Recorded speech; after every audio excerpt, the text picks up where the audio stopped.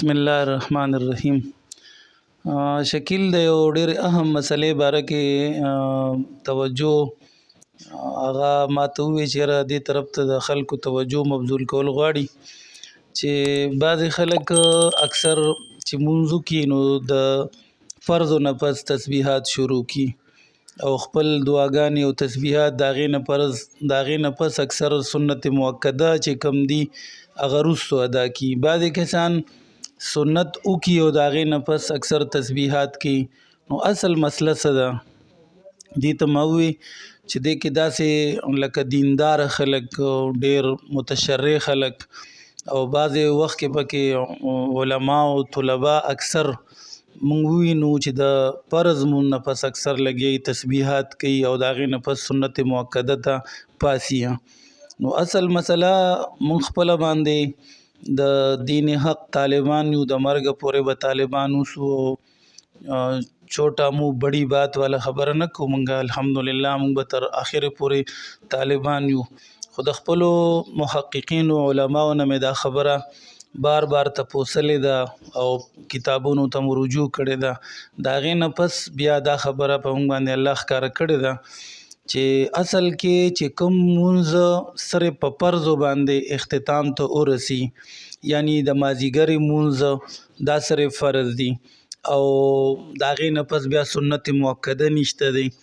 یا د ساري مونځ دی نو هغه سنت ترې مخکې ادا شي او بس صرف فرض وشي د هغې نه پس. نو د داسې مونځونو نه پس که انسان تسبیحات کوي لکه 33 پیرې سبحان الله، 33 پیرې الحمدلله او 34 پیرې الله اکبر او نور داسې تسبیحات یا دعاګانې دي چې هغه حضور صلی الله علیه و آله وسلم نه منقول دي، نو هغه یې بالکل ویلی شي اللهم اعني علی ذکرک و شکرک و حسن عبادتک. او بیا نور داسې ډېر دعاګانې شته دي، بلکې بیا چې یو سړی ځان دپاره غواړي لکه ښه طویل دعاګانې پکار دي، ځکه چې د حضور صلی الله علیه و آله وسلم نه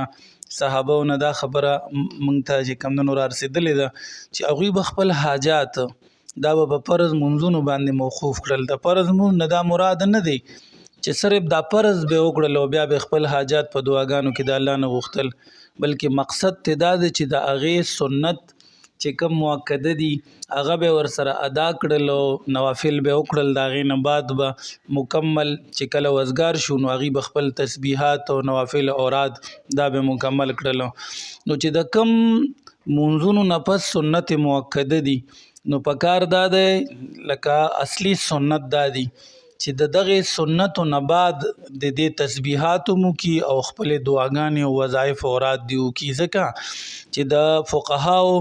دا خبره ده چې فقهاو فرمایلی دي چې کم سړی د مونځ نه بعد تسبیحات وکړي نو 2 قوله راغلي دي. دی وایي چې سنت مؤکده فوت شو. بس یو فقهاو قول دا دی چې بس دا بس اوس چې دی کله دی ورپسې دا کم سنت کی دا نفل شو، یا ځکه چې درجه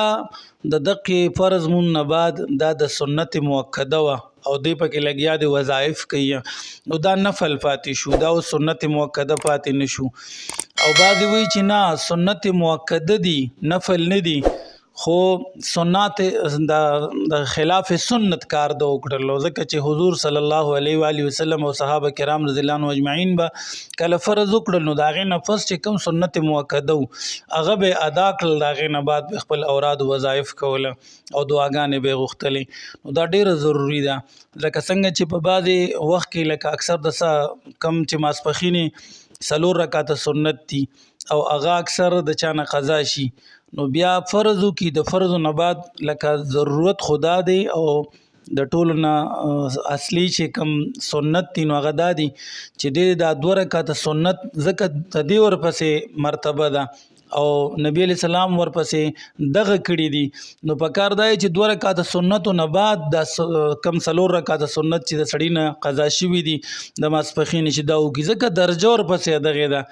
دقه شانتې د اوراد و وظایفو درجه ده چې سنت مؤکده په کم مونځ پسې وي نو فوراً د هغې نه پس چې کوم سنت مؤکده کړي، ځکه چې حضور صلی الله علیه و آله وسلم به څنګه سلام وګرځولو نو صرف دا به وفرمیل اللهم انت السلام ومنک السلام تبارکت یا ذا الجلال والاکرام، دا به ووی او بس ډیر زیات توقف نه کولو او اکثر به د مونځ دپاره پاڅېدلو. نو پکار دا ده چې مسلمان د حضور صلی الله علیه وسلم په اتباع کې دغه تسبیحات اوراد وظایف او دعاګانې سنت مؤکده نه پس کې چې په کوم مونځ پسې سنت مؤکده وي. واخر دعوانا ان الحمد لله رب العالمین.